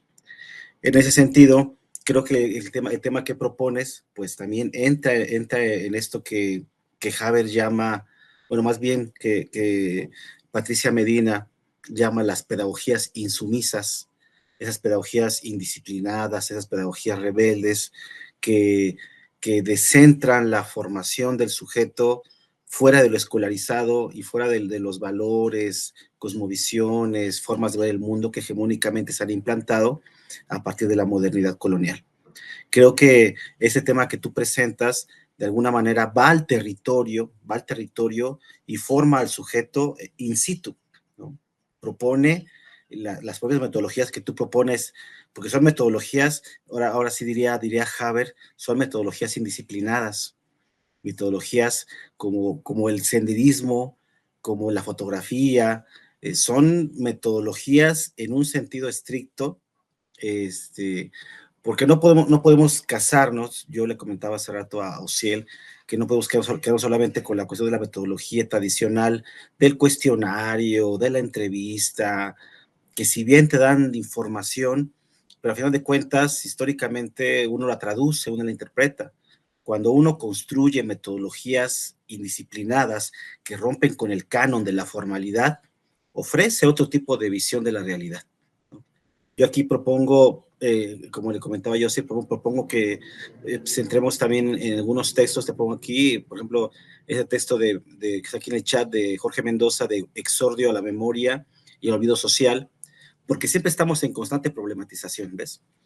La problematización y la reflexión no se queda solamente en tu escrito y en tu tesis que vas a entregar, sino que siempre estamos en constante problematización de lo que implica la memoria histórica, de lo que implica el territorio, de lo que implica la recuperación de la voz de la otredad, de lo que implica el proponer formas otras de construir la subjetividad individual y la colectiva. Siempre estamos problematizando sobre eso, y no se puede detener la investigación como un producto acabado, sino que siempre está en constante reformulación. Otro texto que te propongo es el de Barabás, Alicia Barabás, que nos habla de la construcción del etnoterritorio en las culturas indígenas de Oaxaca, ¿no? Por el huipil que portas, me imagino que tienes una conexión que está por Oaxaca, más bien con la cultura zapoteca, y cómo esas comunidades han aportado un saber desde la comunalidad de decir, hay otras formas de construir territorio, hay otras formas de construir educación, pero que se vincula fuertemente con todo aquello que le da vida al territorio. Decía hace rato con Alicia Lindon, el territorio como la montaña, como la tierra, como las aves, los animales, todo esto que pareciera ser para la ciencia occidental como algo inerte, tiene un saber implícito que tenemos que descubrir. Entonces, ese tipo de metodologías que tú propones y otras más, como los grupos focales, los grupos de discusión, el photovoice, son metodologías que agrietan, que nos ayudan a agrietar la formalidad de lo metodológico y proponer otras cosas que permiten visualizar y conocer cosas que la propia estructura rígida del método científico por siglos lo ha ocultado. Y finalmente, propongo también ahí que revises a Patricia Medina Melgarejo, que también es una investigadora en pedagogía de la UPN, que habla de esas pedagogías insumisas que están vinculadas fuertemente con los movimientos políticos y pedagógicos, culturales, artísticos, en defensa de la tierra, del territorio, ¿sí? Que hablan de cómo en esas manifestaciones culturales, artísticas, campesinas, indígenas, afrodescendientes, se teje otro tipo de educación. Cómo la experiencia que tú retratas en tu investigación no solamente es para decir voy a platicar de un día de campo que fui por ahí a caminar a la montaña, no se trata de eso, se trata, pienso yo, de que a través de tu proyecto de investigación hablas de otra forma de constituir la subjetividad, pero vinculada a otro tipo de fuentes de conocimiento. Y esta autora habla precisamente, recupera, ella coordina ese texto, que habla de los movimientos que hay en México y en América Latina que se vinculan fuertemente con experiencias como las que tú propones, ¿no? Entonces, en ese sentido, creo que vas por buen camino. No dejes de insistir en la indisciplina, en el buen sentido de la palabra, indisciplina no pensada como haz lo que quieras y a ver cómo resulta. No, tiene que haber un orden, tiene que haber una conciencia de lo que estás haciendo, pero indisciplina en el sentido de tratar de romper con el canon que enclaustra el saber y que lo limita a un procedimiento. Los procedimientos que tú ocupas son innovadores, son radicales, son disciplinados en ese sentido, y estoy seguro que te van a llevar a generar conocimiento desde otro locus de enunciación. Muchas gracias, Mónica. Serán todos mis comentarios. Muchas gracias, compañero y comentaristas. Muchas gracias, maestro Gabriel, por sus valiosos comentarios. Gracias también, doctora Georgina. Y pues bueno, vamos a continuar con nuestra última participación. A continuación, Carlos Alberto López Flores. Él es estudiante del segundo semestre y presentará su trabajo titulado Soy de la Guerrero y aquí me quedo. Imaginarios de la infancia sobre el territorio. Adelante, por favor, Carlos. Gracias, muy buenos días. Buenas tardes tengan todos ustedes. Pues bueno, este trabajo que ustedes están viendo aquí es como una reformulación que se tuvo en este semestre sobre el proyecto de investigación que se planteó y es un proyecto de intervención también. Pues bueno, una de las primeras cosas que hay que establecer este planteamiento del problema, como ante un espacio con tantos contrastes como es la colonia Guerrero, tanto sociales como económicos, aparece o se presenta un gran reto en el rescate de la memoria colectiva de sus habitantes frente a la lucha del espacio público. Uno de los procesos también que marcaron recientemente a la colonia Guerrero fueron estos procesos de la pandemia que generaron procesos de desterritorialización, que si bien se han hecho o se han realizado diferentes investigaciones, ¿no?, sobre la memoria colectiva desde la perspectiva del adulto, resulta también importante realizar un rescate de la memoria colectiva a partir de las representaciones creadas por los niños de la colonia, ¿no? Una de las cosas también que se presenta en la colonia Guerrero son espacios limitados para la expresión, la recreación hacia las infancias de la colonia. Dentro de nuestras preguntas de investigación que se plantean en este proyecto es, ¿cómo explican los niños el territorio, en este caso la colonia Guerrero? ¿Qué categorías utilizan para explicar si utilizan barrio, colonia, espacio u otro más? ¿Qué elementos colocan como centrales? ¿Qué conocimientos tienen acerca de su historia, de la gente que habita la colonia, ¿no? ¿Cuál es el constructo epistémico que usan los niños y las niñas para explicar las dinámicas socioespaciales de la colonia Guerrero? Dentro de los objetivos de investigación que se tienen en este proyecto es realizar un proyecto de intervención donde se rescate la percepción que tienen los niños y niñas que habitan la colonia Guerrero sobre su espacio, así como identificar las categorías que utilizan para referirse a él. Otro de los objetivos particulares que se tienen también es realizar un diagnóstico participativo con las niñas y niños de la colonia Guerrero sobre su percepción del espacio de la colonia a través de grupos focales, identificar las categorías epistémicas que utilizan los niños y niñas para referirse al territorio dentro de la colonia Guerrero y realizar diferentes intervenciones en el espacio público de la colonia, como la elaboración de murales realizados por niños y niñas. Uno de los contextos y antecedentes que tenemos en la colonia es que es una colonia que en este año cumple 150 años de fundación. Sin embargo, sus antecedentes los podemos encontrar desde el periodo prehispánico, ¿no?, entre los barrios de Cuepopan, ¿no?, también barrios tlatelolcas, hasta el periodo colonial, ¿no?, en el siglo XIX, cuando se funda la colonia en 1874, por Martínez de la Torre y Escandón, pero también vamos a tener diferentes momentos históricos que van a marcar no solamente la vida de los habitantes, sino también la reconfiguración del espacio, como va a ser el nacimiento de las vecindades a partir de la Revolución Mexicana, estos proyectos como fue el proyectazo, que fue la ampliación del Paseo de la Reforma, que también van a marcar mucho la reconfiguración del espacio de la colonia, la ampliación de los viales, de los ejes viales en los años 70 y también el terremoto del 85.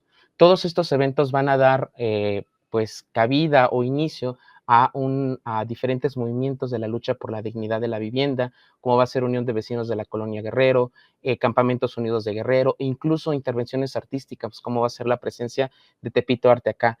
Otro aspecto muy importante que tiene la colonia es la presencia de muralismo comunitario. Si ustedes tienen la oportunidad de pasear por la colonia, van a encontrar muchísima intervención muralista dentro de esta, ¿no? Y esto a raíz también de los movimientos sociales y colectivos que se gestan en esto. Otro también contexto que tenemos en la colonia es la presencia de diferentes colectivos de base, ¿no?, desde museos, colectivos, fundaciones, que pues recientemente han tenido una participación a través de la creación de esta red, que se llama Red Conéctate por tu Seguridad. Dentro de la cuestión del marco teórico, se parte también de estos conceptos que va a ser a partir de las representaciones de la infancia en las aportaciones de Chartier, de Philippe Ariès, de Alcubierre, sobre todo estas dos últimas investigadoras que plantean la necesidad de que siempre se ha observado a este grupo etario, a la infancia, desde la medición de los adultos y muy rara vez desde la misma experiencia infantil, como lo refiere Beatriz Alcubierre, ¿no? Por su lado, Sosensky, el estudio de la infancia siempre se ha hecho desde arriba, es decir, desde las instituciones, desde las políticas estatales, desde los discursos pedagógicos, y esto lo que genera es restar protagonismo a las prácticas y a las experiencias infantiles, así como la interacción o apropiación por los niños de los conceptos que se construyen en torno a ellos. Para Sosensky, lo más importante es el rol protagónico que tienen las infancias en las transformaciones de la identidad, y es aquí donde planteo también en la construcción de su territorio. los niños ya no deben ser vistos desde una percepción de infantilización, como lo menciona del uso Alcubierre, es decir, niños que necesitan protección, niños que ni siquiera tienen una participación activa. Lo que yo planteo en este proyecto es ver a la infancia como estos actores activos, es decir, como seres que son interlocutores válidos, como una infancia de sujeto. Incluso desde ahí también se trabaja las aportaciones de Ramírez Rocha, de Sandra Pedraza, de Chabel, incluso de Spivak, es decir, cómo un subalterno puede tener participación, en este caso, los sectores, como va a ser la infancia, ¿no? Y para esto también se maneja este aspecto del territorio y la infancia, ¿no? Es decir, cómo los niños construyen esta relación entre su espacio público y privado, ¿no? Cómo no debemos de ver este espacio como una simple porción de tierra delimitada, sino como una construcción simbólica y marcada por las relaciones donde se articulan diferentes dinámicas. Y son en estas dinámicas donde las infancias también pueden ser sujetos activos de participación, de creación de representaciones. Y por último, un aspecto que también se toma es la idea de rizoma de Deleuze y Guattari, que plantean, si bien ellos lo plantean desde la cuestión del mapa, un aspecto más adelante que voy a explicar sobre la creación de estos murales colectivos a partir de las infancias, es ver estas representaciones como algo abierto, desmontable, roto, alterado, es decir, quitar esta percepción del mapa como algo cerrado, positivista, que sea algo mimético de la realidad, ¿no? Sino incluso puede ser algo performático, abierto al devenir. Para esto se plantea la siguiente propuesta metodológica. Una de las cuestiones que se plantea es una antropología visual, es decir, que de acuerdo a Podesta, una antropología que permita a las ciencias antropológicas ir más allá de estos alcances de la palabra escrita, del logocentrismo, ¿no?, característico de esta disciplina. Para ello, entonces, se proponen 3 fases en esta propuesta metodológica, ¿no? En la primera fase se realizarán actividades diagnósticas, en la segunda fase actividades de intervención comunitaria y en la tercera fase se realizan presentaciones y evaluaciones. Para realizar esta intervención metodológica se trató de dividir a la colonia en 6 cuadrantes. Esto sobre todo porque está marcado, es un espacio que aproximadamente lo compone 1.500.000 metros cuadrados. Entonces tenemos un espacio con una gran diversidad, con diversidades de territorialidad, ¿no? Es decir, diferentes maneras de vivir el territorio. Y entonces para esto se establecieron espacios nodales. Y yo denomino estos espacios nodales como lugares estratégicos dentro de los cuadrantes que cumplen con las siguientes características. Son reconocidos por la comunidad, son espacios de convergencia por los habitantes y responden a necesidades educativas, de recreación o de formación o de esparcimiento, además de ser espacios accesibles para los habitantes. Entonces, para realizar estos trabajos metodológicos, se dividieron en 6 cuadrantes y cada cuadrante se va a trabajar con un espacio nodal. Para las actividades diagnósticas se van a trabajar estos grupos focales, si bien se tiene esta metodología antropológica de ciertas entrevistas, no va a ser el centro dentro de mi metodología, sino lo central van a ser estos talleres de producción, ¿no? Donde los niños se conviertan ya no simplemente en actores pasivos, sino en actores activos dentro de esta investigación. Para ello se propone un taller de autorretrato a partir de este pequeño libro que se llama Una niña a la merced, donde los niños van a realizar estos autorretratos, que esto me va a permitir a ver su percepción sobre ellos mismos, ¿no? Incluso también se van a trabajar algunos talleres de cine a través de este manual también que plantea Dora Guzmán, donde los niños ya no son esta cuestión de tú crea lo que yo quiero como adulto, ¿no? Sino tú crea lo que piensas a partir de la realidad y de tu percepción en el espacio en el que estás inmerso. Para las actividades de intervención, se van a realizar unos murales colectivos en cada uno de los cuadrantes, en ciertos espacios también nodales, y se va a trabajar una metodología retomada un poquito con los iconoclasistas, ¿no?, que también retoman esta idea de rizoma, ¿no? Y se va a tomar al niño ya no simplemente como un sujeto de investigación, sino el niño como coinvestigador. Es decir, el niño ya no solamente yo lo voy a investigar, sino el niño se va a convertir en investigador de la historia, de la realidad de su propio espacio, de su propia colonia. Y para realizar estos murales se trabaja con una metodología en estos 4 aspectos de vinculación, colaboración, intervención y activación. Y en las actividades de presentación tenemos esta presentación de murales, ¿no? Estos son un ejemplo de ahorita de algunos murales que se han trabajado en la colonia, claro, ahorita desde la parte de ciertos sectores de la colonia Guerrero, este es el mercado de los peces. Se va a realizar un festival cultural, talleres, incluso un registro fotográfico y audiovisual. ¿Cuáles son los primeros resultados que se ha tenido hasta ahorita de esta investigación? Primero, al ser un trabajo de intervención bastante grande, se realizaron vinculaciones con diferentes actores sociales y colectivos, es decir, este trabajo va a ser colectivo con diferentes museos, como el Museo Caluz, el Franz Mayer, la Nana, Comunidad Nueva, la Casa Rivas Mercado, que están interesadas en participar en este proyecto.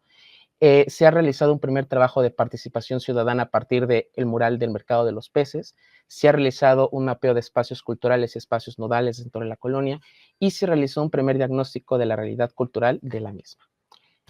Pues eso es todo hasta aquí. Muchísimas gracias.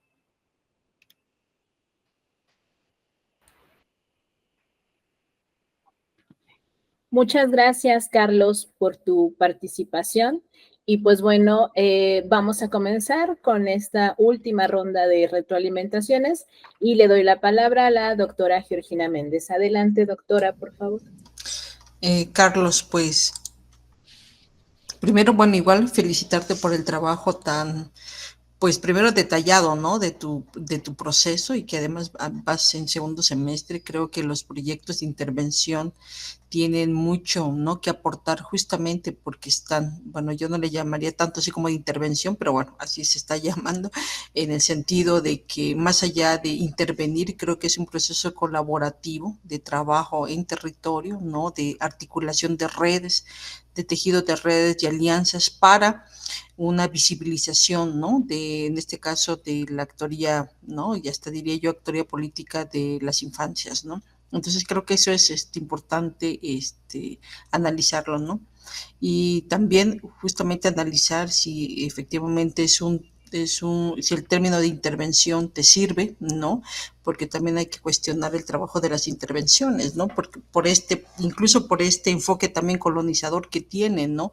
¿Quién interviene a quién, ¿no? Entonces yo creo que es interesante, digo, pues también cuestionar, ¿no? El tema de el tema de la intervención, ¿no? Entonces más bien hablar acerca de estas otras metodologías, ¿no? Que se están llamando, algunos le llaman de colaboración, ¿no? Entonces, a lo mejor hay que explorar estas metodologías que se ha escrito así desde la antropología y de otra forma de hacer investigación en territorio, ¿no? Entonces, a lo mejor vale la pena recuperarlo.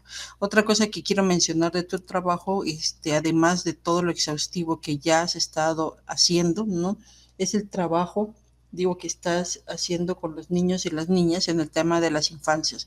Creo que todavía es un trabajo pendiente, creo que es un tema, si bien es cierto que ya ha habido como alguna que otra investigación al respecto, creo que es un tema novedoso en el sentido de devolverle justamente a la niñez parte de toda esta historia en las que han estado invisibilizados, ¿no? Entonces creo que ahí hay un aporte fundamental de tu trabajo, creo que donde vi parte de toda esta lucha justamente fue con el zapatismo, ¿no? De darle voz y actoría política a los niños zapatistas, ¿no? De recuperar esa voz desde las comunidades, desde los medios artísticos, ¿no?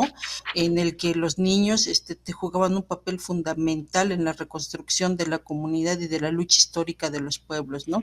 Creo que se ha perdido y que ahora que te escucho, entonces justamente lo asocio, ¿no? A esta participación de los niños y las niñas en la recuperación de la memoria y la lucha política, ¿no? Creo que no se ha visibilizado como uno quisiera y que por eso coincido y que contigo, ¿no? Al hacer toda esta revisión, de que hay un tema pendiente a seguir profundizando, ¿no? Entonces creo que hay un proyecto interesante, tienes un proyecto muy, muy interesante, de verdad, me parece loable todo el trabajo de trabajo comunitario, político y de redes y tejido de alianzas, ¿no? Entonces, bueno, felicitarte por el proyecto y, bueno, muchas gracias por permitirme comentar tu trabajo. Muchas gracias, doctora Georgina, por sus valiosos comentarios. Le damos la palabra al maestro Gabriel. Adelante, maestro, por favor. Muchas gracias, doctora Georgina.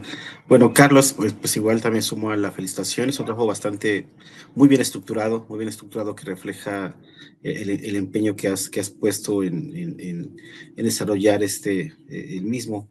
Recordaba yo un poco en esta discusión o polémica que había recientemente sobre los libros de texto, en esa nueva edición de los libros de texto que tratan de plantear el conocimiento desde otra dimensión, aparecía un poema de Jacob Esteri y de Sergio Arau, el que era de Botellita de Jerez, y que se llama Amores del Toma y Dame. Y en esas conferencias que hacían especialistas de la UNAM y de otras instituciones como la UPN, etcétera, en el cual esos especialistas trataban de explicar a la opinión pública el porqué del sentido de la construcción de los libros de texto.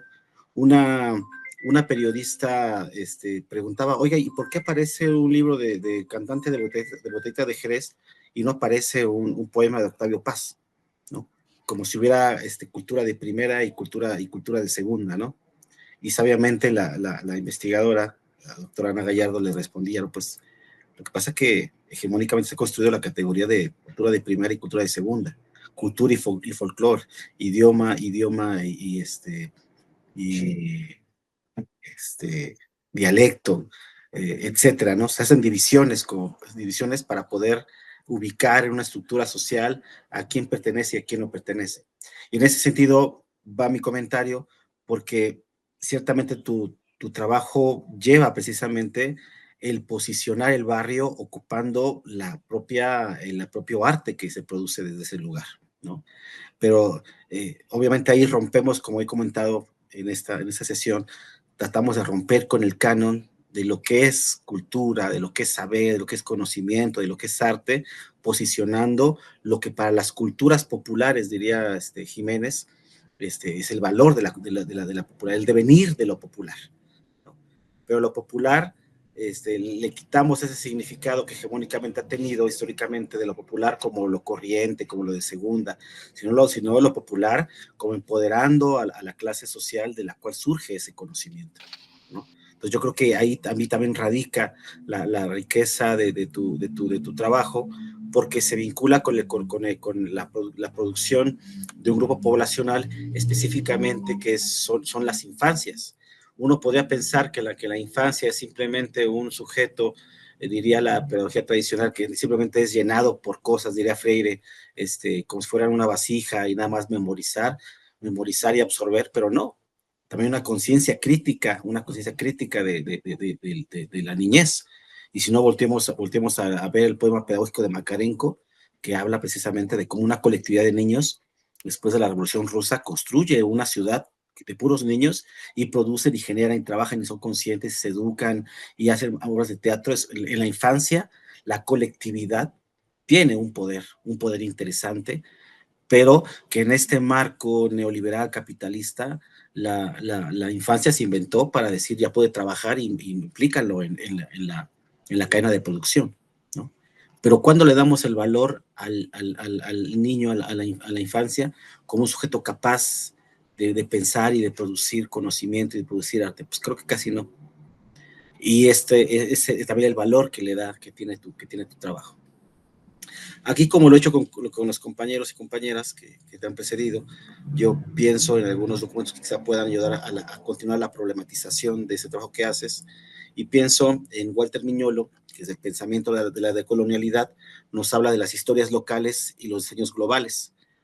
Pareciera ser que esos diseños globales de la alta cultura, del arte, deben de ser los que están por encima de todo, y se olvida que en la propia localidad hay saberes que son legítimos y son válidos para un grupo local. Pero como son pequeñitos, pareciera ser, lo global se impone, ¿no? Entonces Miñolo nos ayuda a pensar desde la decolonialidad pareciera ser esta dicotomía entre las historias locales y los diseños globales, ¿no? También pienso en Regillo, en Rosana Reguillo, esta investigadora del ITESO de Jalisco, que nos habla de las identidades culturales y el espacio público. Vinculado también, ella es una especialista en los estudios de las juventudes, de cómo las propias juventudes manifiestan su subjetividad, el análisis de la vida cotidiana, la criticidad desde otros lugares, que pareciera ser que la adultez nos quita esa capacidad de razonar y nos presenta otra forma de observar el pensamiento de las juventudes, ¿no? Y también cómo en la vida cotidiana pareciera ser que la vida cotidiana no esconde nada, porque lo repetimos y lo repetimos y lo naturalizamos, pero en la vida cotidiana, dice Reguillo, también se esconden saberes muy importantes. Y creo que en la cotidianidad de la colonia Guerrero, como de otros barrios de la ciudad, se encuentran saberes socialmente productivos, diría Diana Puigros. Esos saberes que crean tejido social y que le dan sentido a una comunidad. Esos saberes que no se aprenden en la universidad, que no se aprenden en cursos, en diplomados, sino que son generados por la propia comunidad y que ayudan a construir el tejido social que le da sentido a esa propia comunidad, ¿no? Entonces, Reguillo y Puigros te ayudarían por ahí a pensar. Y cierro también, pensaba yo también, igual que la doctora Georgina, en pensar esta categoría de la intervención, que también tiene su contenido colonial, invasivo, violento, ¿no? Una naturalidad violenta. Y Berlanga nos ayuda a pensar, a cuestionar el sentido de la intervención, y él dice, la experiencia, el don y la promesa. Otro modo de relación con el otro que no sea la intervención. ¿Sí? No es solamente cambiarle el nombre de intervención para llamarlo de otra manera. Dice Berlanga, es darle un giro lingüístico, pero sobre todo un giro epistémico a lo que estamos haciendo. Y él cuestiona fuertemente ese concepto de intervención. Entonces, si tú vas con la idea de la intervención, está bien, perfecto, pero quizá a lo mejor en la profundidad del significado epistemológico y lingüístico podemos dar un giro de tuerca que nos ayude a pensarlo desde otros lugares, ¿no? Entonces creo que es interesante tu trabajo, y pues cierro uniéndome a felicitaciones por tu trabajo, y muchas gracias por permitirme compartir y comentar tu trabajo. Muchas gracias. Muchas gracias, doctora. Pues muchas gracias, maestro Gabriel, doctora Georgina, por todos sus valiosos comentarios.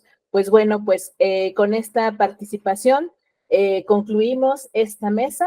Agradecemos la presentación de nuestros estudiantes, así como la participación de los comentaristas y su asistencia a este sexto coloquio de investigación del posgrado de la Universidad Rosario Castellanos, en el cual se están presentando 401 trabajos de estudiantes en 99 mesas diferentes y que están siendo retroalimentadas por 111 expertos académicos de diversas instituciones de educación superior, tanto nacionales como extranjeras. Les reiteramos nuestro agradecimiento, muchísimas gracias y que pasen buenas tardes. Otro modo de ser humano y libre, otro modo de ser.